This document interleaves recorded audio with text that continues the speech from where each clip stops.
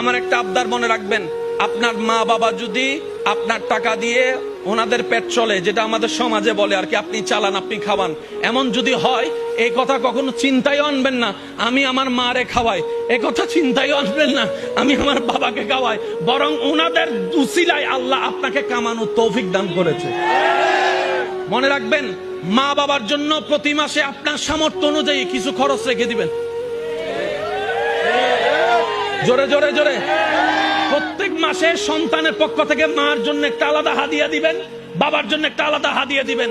ওনাদের যেন চাইতে না হয়, বুক ফুলায় কাজ করেন, মার জন্য দেন, বাবার জন্য দেন। ঘরে বউ থাকলে বউকে বলেন, ও বউ, তোমার মা বাবা রেখে আসছো, আরেক মা বাবা এখানে আছে, আমি আমার জন্মদাতা মা বাবারও খেয়াল রাখবো, ওই মা বাবার কারণে যে তোমাকে পেয়েছি ওই মা বাবারও খেয়াল রাখার চেষ্টা করবো।